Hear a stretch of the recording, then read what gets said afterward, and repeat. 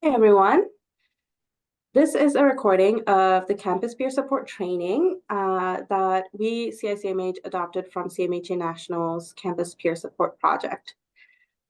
Before we begin, I would like to introduce myself. My name is Taran, and I am one of the knowledge and research leads at CICMH. I will turn it over to my colleague, Selena. Hi, everyone. I'm Selena. I am the campus community lead here at the center. Okay, so before we begin, I do want to do a land acknowledgement. I am currently in Toronto, Treaty 13 territory, the home of the Anishinaabe, Haudenosaunee, Wendat peoples, the Mississaugas of the Credit, the Chippewa, and many people who may still be unrecorded. While we go through this presentation, I want you to think of the various ways that we can support Indigenous students and colleagues within our roles and promote a whole campus approach to health and wellness.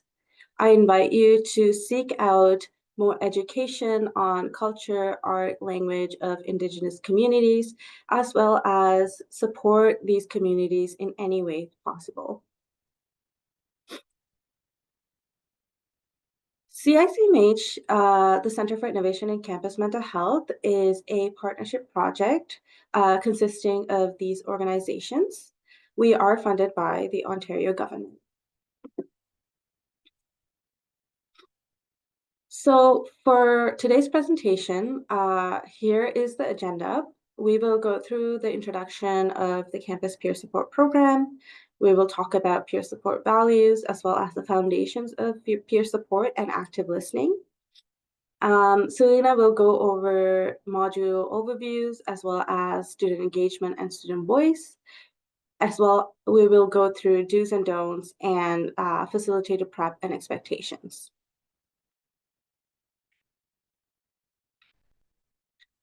The purpose of this presentation is to explain and understand the campus peer support program expectations. We'll talk about the principles and values of peer support that is rooted in this training. And we'll also identify group norms of connection and belonging. We will talk about ways that you can tailor this content for your campus and students, and also to deliver this program.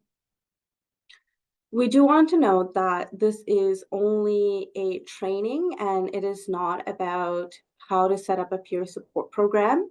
If you would like to learn more about that, we suggest you check out our CICMH Peer Support Toolkit.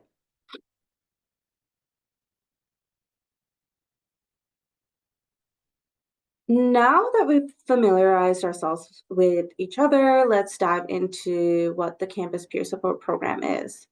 The Campus Peer Support Project was a 3-year pilot project at CMHA National that offered a specialized peer support training and certification on 5 Canadian campuses in partnership with local CMHA offices. And this was to provide post-secondary students with the tools they need to support each other's well-being.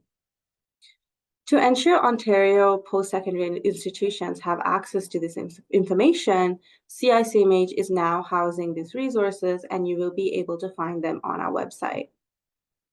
The schools that were involved in the pilot project were University of Prince Edward Island, University of New Brunswick, Trent University, Medicine Hat College, and University of British Columbia. CMHA branches included CMHA PEI, New Brunswick, Haliburton, Kawartha Pine Ridge, and Medicine Hat. The materials available on our site provide post-secondary campuses with 2 options for delivering the peer support training: the standard design, which is 4 days, and the intensive design, which is 2 days. For each design, there are accompanying facilitator guides, handouts, as well as standard slides that can be downloaded and utilized as you please. Before we go into the design of your choice and the content for it, there is an orientation section that applies to both of these designs. The orientation intends to provide a program overview, and it's meant as a starter to introduce your peer supporters to the program requirements, and the principles and values of peer support. On our site, you will find the facilitator's guide, example slides, and accompanying handouts to present to your peer supporters before starting the standard or intensive design. The estimated time that will take the orientation will be around 2 hours. So as you can see on the slide, you'll see how we have the orientation. It is under the training section, and you will click peer support training, and you can find all of our resources pertaining to this training. So this QR code, you can use that to access the section. And as you can see, you'll see that we have the program overview, facilitator guides, standard slide examples, and the handouts that you might use for orientation.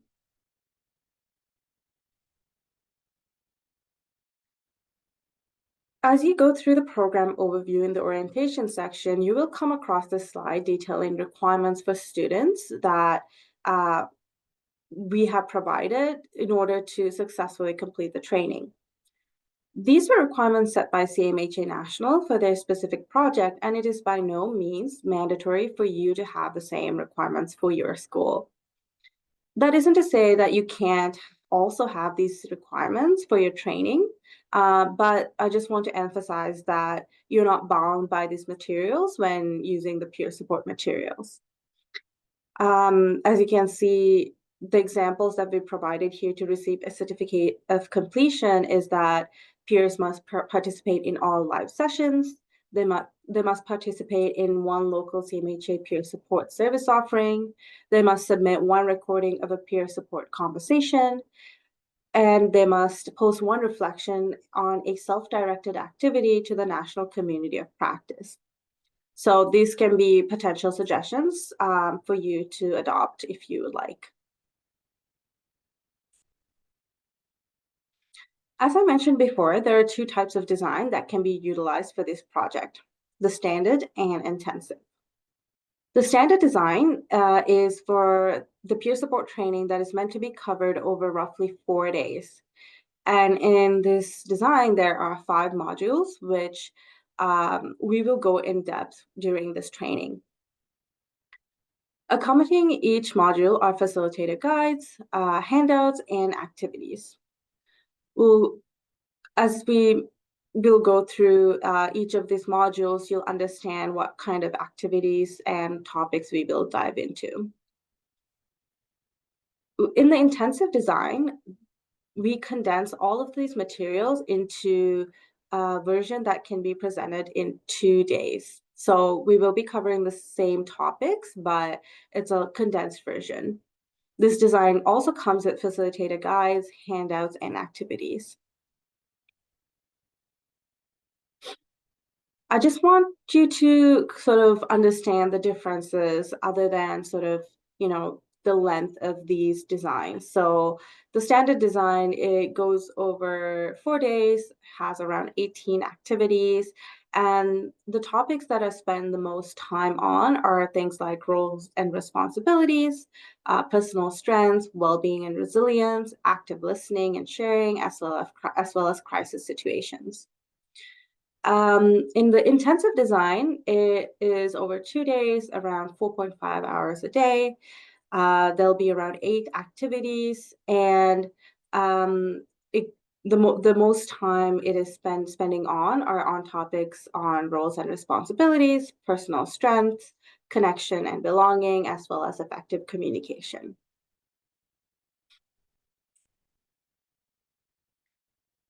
If you scroll past the orientation section on our website, you will see the standard design first and then the intensive design below. The standard design is split up into 5 modules, so clicking on the little arrow beside each module will give you a drop-down menu of all the pieces pertaining to the specific module. So you'll see that we'll have the guides, the handouts, standard slide examples, and activities.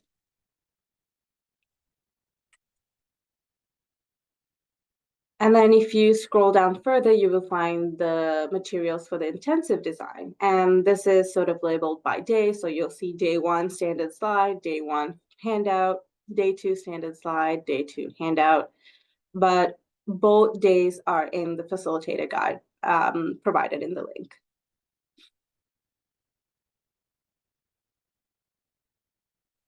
As you familiarize yourself with the facilitator's guide for these designs, you will notice the term Learning Management System, LMS, popping up. The original project conducted by CMHA National used an LMS, in their case, which was Brightspace, as a way to track the journal and recording requirements from the peer students. Like I mentioned earlier, with the program requirements, we want to acknowledge that use of an LMS is by no means mandatory for campuses to implement, should you decide to use this training.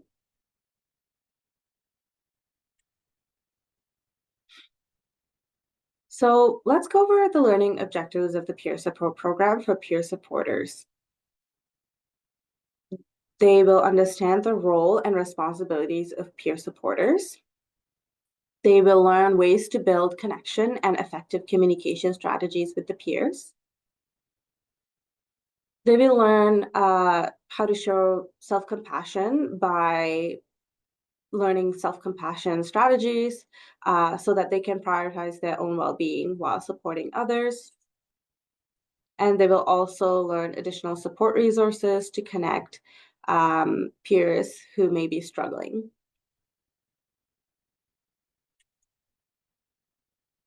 Let's begin to explore what it means to be a peer supporter by discussing the core values of peer support. Because peer support is rooted in lived experience and training rather than formal education like a degree, these guiding values need to be adhered to wholeheartedly. We know peer supporters are doing effective work when the support they're offered is aligned with these values, and we know they could improve when they are offering support that is not aligned with these values. So, the core values of peer support are mutuality, which is we all have something to learn from each other. Dignity, we believe everyone has value. Self-determination, we know what we need. Personal integrity, we value authenticity, respect, and ethical behavior. I also want to point out that the QR code on the slide will take you directly to the peer support values handout on our website that accompanies this portion of the peer support training. So let's continue the other core values of peer support. There's also trust, which is we are honest and reliable and accountable. There's health, well-being, and recovery. We believe in harm reduction and the power of hope. Social inclusion, which is that we believe in connection and belonging. And lifelong learning, which is we value personal growth.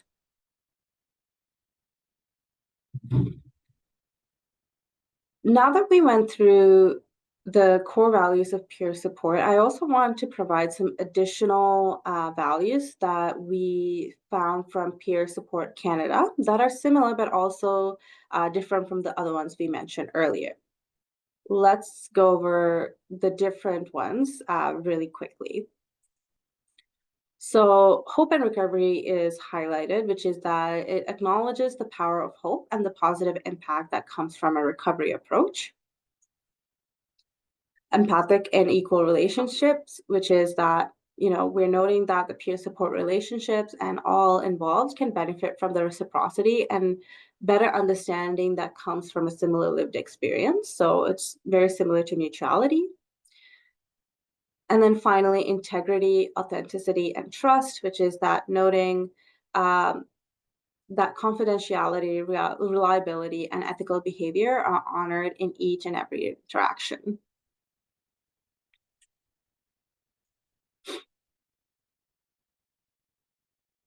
Let's talk about the foundations of peer support. It involves an emotional and practical support between two people who share a common experience, such as mental health challenge. Pulling from general experiences is an effective way to offer empathy and validation, encouragement, hope, and support. We don't want to think that we know more than the person sitting in front of us. The peer supporter must believe that the person sitting in front of them has the skills, abilities, and knowledge to help them deal with the challenges they're dealing with.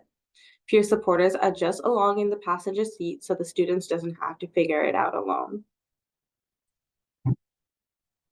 What does it mean when we say that peer support is a values-based approach to care? It means that it's rooted in lived and living experiences, and it is based on a set of values as the guiding principles that guide the work. And how is this different from any other approach? It's not really based on a textbook of best practices, and it's not based on one person knowing more than the other when they're navigating the situation. And it's also not about symptoms that someone is dealing with, it's about the goal as a whole. What do we mean when we say that peer support is based on lived and living experiences? It means that the foundation of knowledge is the experience that you've been through and the lessons you've learned from those experiences, based on lived knowledge, and it is nothing else.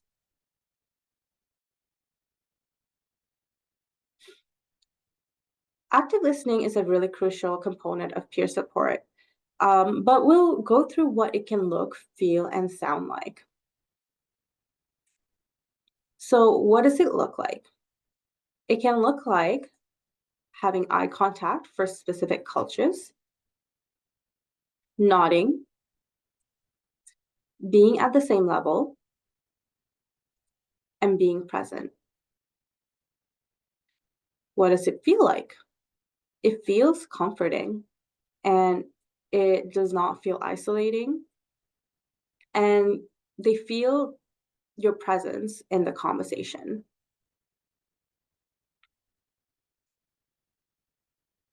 What does it sound like? It can sound like saying, mm-hmm. It can also sound like asking questions about it. You can say, I hear you.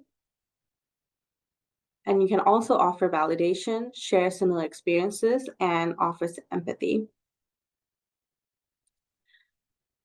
While you're listening to these ways of active listening, I want you to reflect on a time that someone actively listened to you. What did that feel like, and why does it stick out in your mind?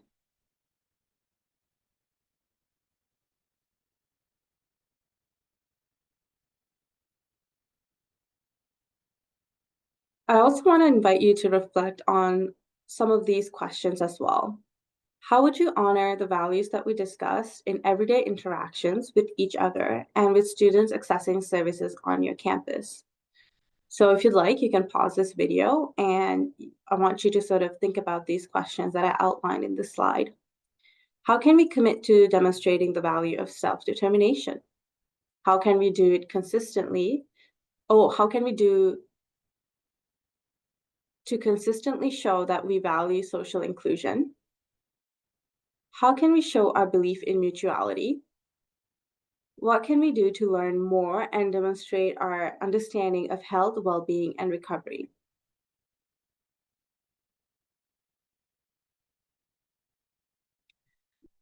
Now that I've gone through a little bit of an overview of the designs of the training as well as the peer support values, I will turn it over to Selena to go over the module and content on student engagement as well as student voice. Thank you, Taryn. So now we're going to do a high-level look at each module and get familiar with the content and approach. There are 5 modules in total, and as Taryn mentioned earlier, each module is posted on our website for both types of designs, the standard and intensive, along with those guides to help you teach that module to future peer supporters.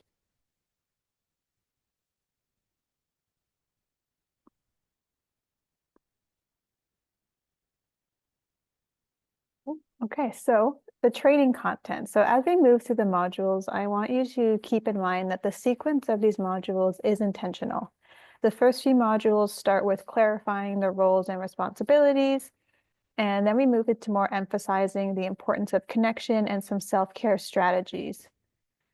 So for these 5 modules, the first one we have is the peer support overview. So we go through the principles of peer support and the roles and responsibilities of peer support and of peer supporters. Module 2 is about connection and belonging. So personal experiences and biases, trust building, and creating welcoming spaces. Module 3 is about self-care strategies for the peer supporters, so some well-being tips and resiliency strategies, as well as some information on substance use health. Communication skills, so listening to understand, the active listening, questioning techniques, sharing of experiences in inclusive language. And then the last module is about additional support, so crisis situations, local resources to have on hand, and principles of self-determination. So now I'm going to go over each one in a bit more detail. So you'll see for each of the module slides, they're split into two categories, module intent and content to review and adjust.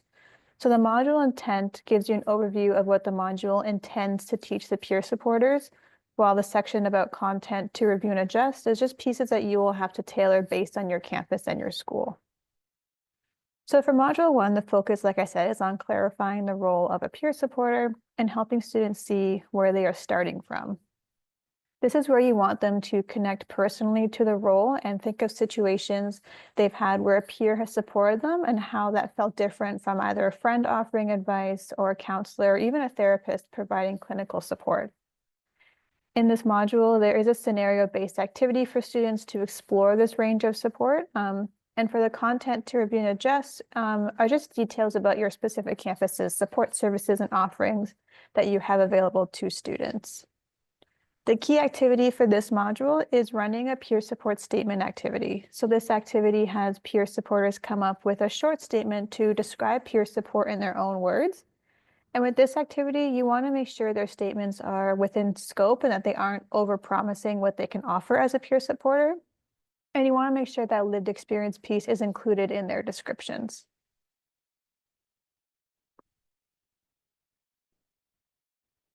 Module 2 is what is considered the core of the program. It's all about connecting and creating space for belonging.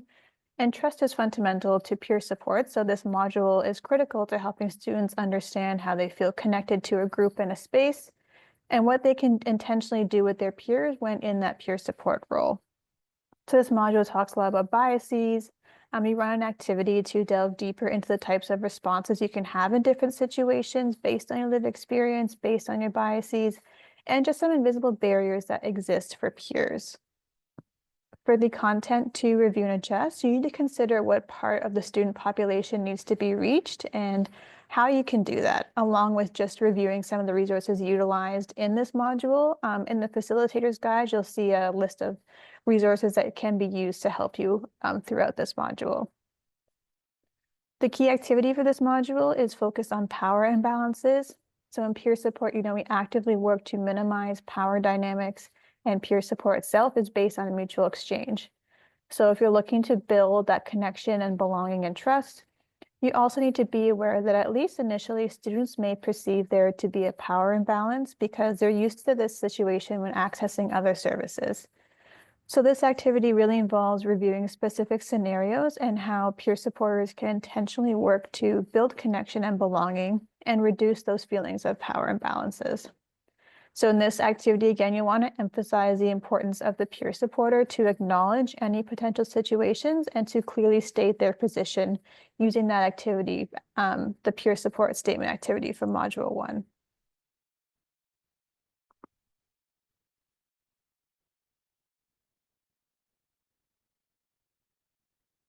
For Module 3, this one covers a range of well-being and asks students to think about what each end looks like for them, so thriving versus surviving.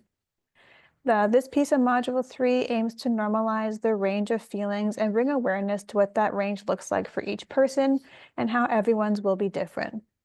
This module also touches upon stress versus distress versus crisis and identifying the differences between the three. For the content to review and adjust, you'll also have to add in again your local contact information and resources, and also let students know that the content you cover could be triggering.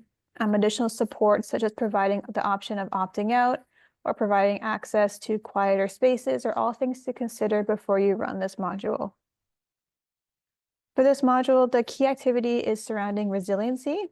So we like to say that we all have our perfect storm where we need to use all of our strategies to take care and try to meet our personal needs so we can avoid feeling overwhelmed. And part of building resilience involves knowing what's likely to create stress in our system and try to plan ahead.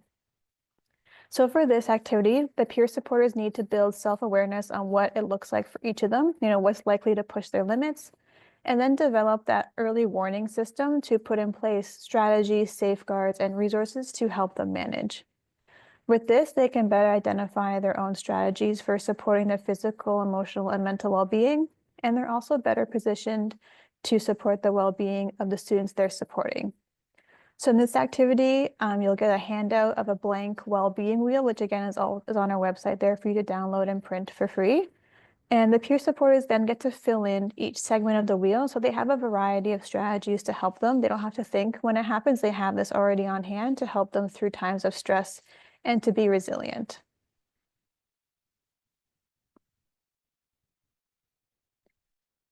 In Module 4, students get to practice some skill development that they've been learning in the past couple modules. So this has activities to practice listening and communication strategies such as active listening, and also provides tips around questioning techniques and sharing of experiences. There's also a section here on the use of inclusive language and some tips and traps that go along with that. For this module, the content to review and adjust is going to be the on-the-job activities. So there are some specifics to add, such as, what are some of the specific tasks and responsibilities that will need to be assigned to peer supporters, and this is all going to be depending on the type of peer support program your school is running.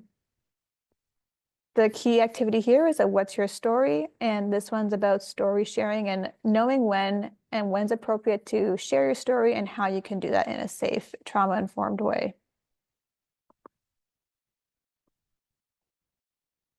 The last module focuses on self-determination in the context of peer support, so honoring an individual's autonomy and inherent right to make their own choices as they determine their path to recovery. And it also talks about crisis situations. So again, you need that local content in there as you will be discussing campus and local community supports available for students who may be struggling. And there's even an activity in this module where you invite students to share support services that they know of too that you may not know of, and to just share that information and wealth with those around them. This is again another module where you will have to warn students with the content that it may be triggering for some of them. And the key point here to emphasize for peer supporters is to remember that self-determination when it comes to students struggling. Peer supporters are there to validate feelings and then collaborate and support as needed. The key activity for Module 5 is around crisis support and how is a peer supporter to support someone in crisis. So for this activity, you go over 3 key aspects of crisis support and discuss what they mean. The 3 key aspects are validate, collaborate, and support. And you'll ask your peer supporters questions like, what parts in this process would be hard for you, or what would you need to keep in mind? And from there, you can role play some example scenarios that students feel more prepared when they're in the peer support role. So those are the 5 modules. Again, a pretty brief overview, but our website, the facilitator's guide, everything has much more detailed explanations for each one and tells you exactly how to run these activities, what to say when. It's very, very detailed for you in there.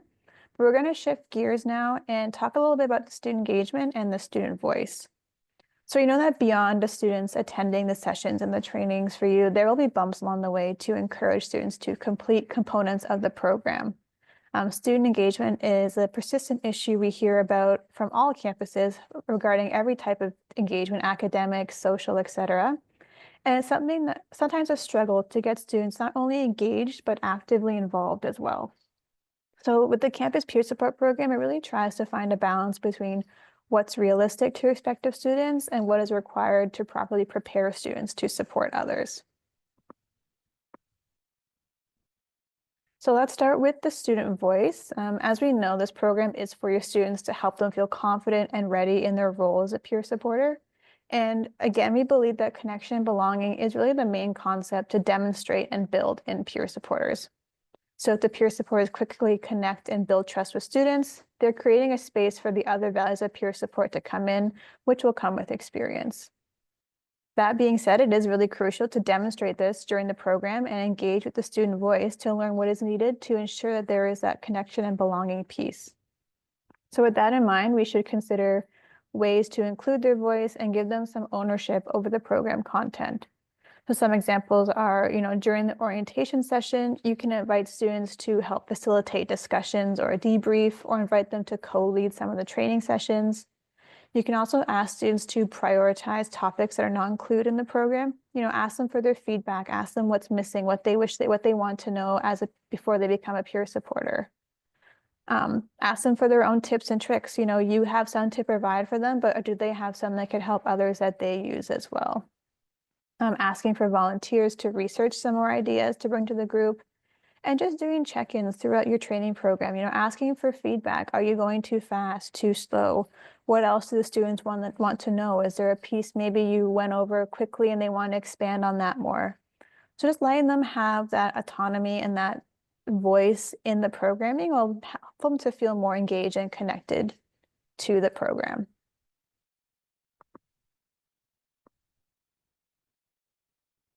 So some other tips to keep students engaged in the training include live sessions. So this is the time to connect with your peer supporters and discuss situations they may find themselves in and practice those techniques. So you want to ensure that these sessions are engaging, which is why there are various both self and group activities embedded in the modules.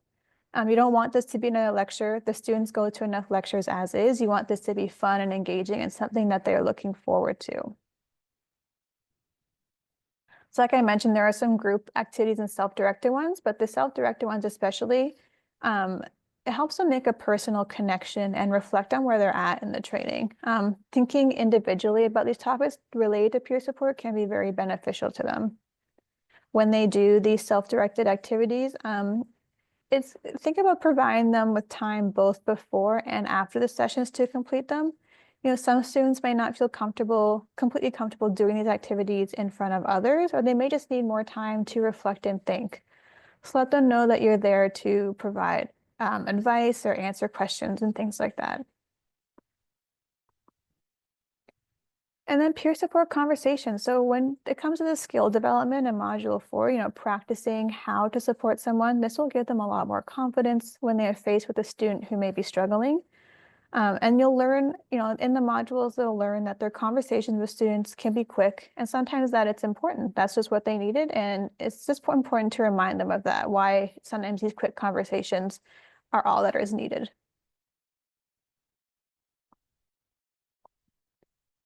So we're going to go into some final considerations here. So we've discussed the different types of training, the content, the activities, and how to engage the peers.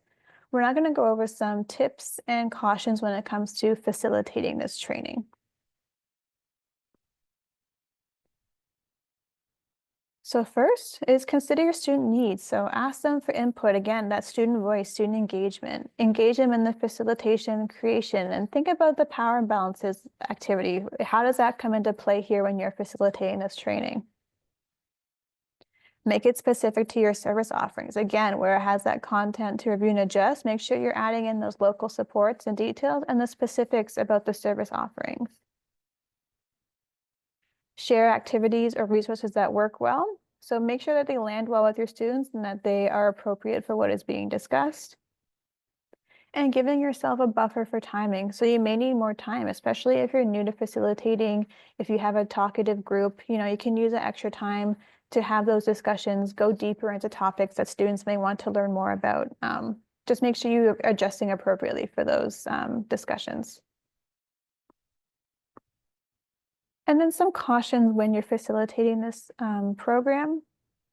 So presenting versus facilitating, so make sure you have that balance. You don't want this to be another lecture for students. You want this to be fun and engaging and have that engagement with the students to have those discussions and talk about what's being taught. Replacing or reorganizing large sections of the content and modules. So like I mentioned earlier, the flow of the modules is intentional from 1 to 5, and we don't want to switch that up necessarily because it does go in a sequence that slowly introduces students and then they get to build upon each module. So just if you are going to reorganize or replace, just be aware that there could be some confusion when things come across, and just make sure you're being mindful of those changes.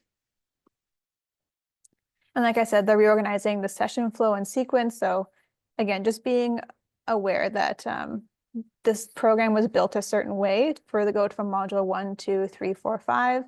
So just being mindful of that sequence as you begin to prepare for this training. So we've created a little checklist here of what you should be focusing on before you begin the training with the peer supporter. So a little bit of a facilitator prep.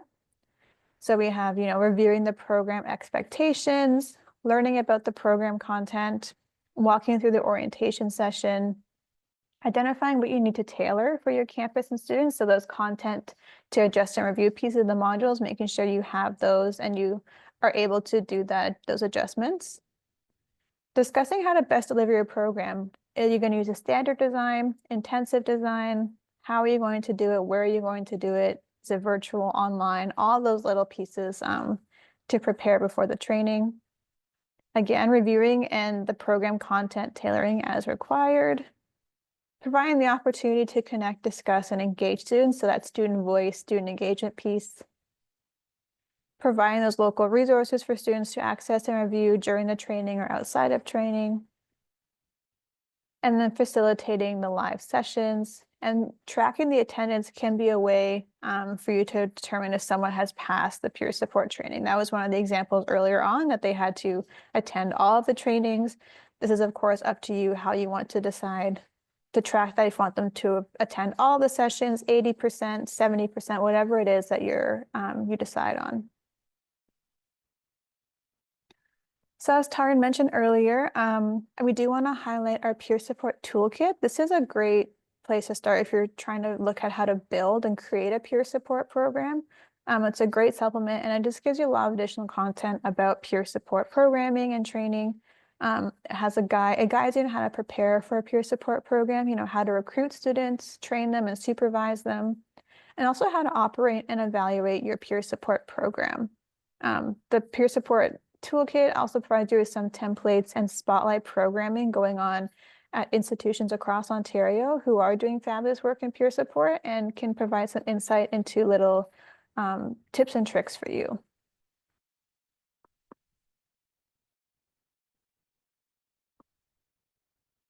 We also want to highlight our student engagement toolkit. So this one aims to provide an understanding on what student engagement means within different campus contexts.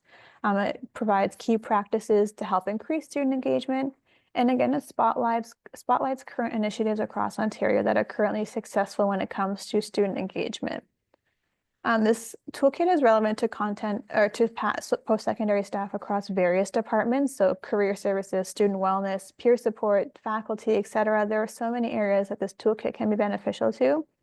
And it also includes a program engagement checklist that we encourage you to use to guide the process towards successful engagement in your programming.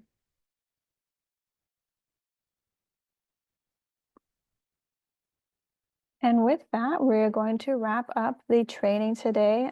Thank you everyone for joining us, and we hope you found this incredibly insightful and that you will share your successes along the way with us. As a reminder, all the modules, all the guides, handouts, everything we talked about today is on our website under the training tab. You'll click peer support training, and everything is there for you for free to download, print, and share whenever you feel necessary to deliver the peer support training on your campus.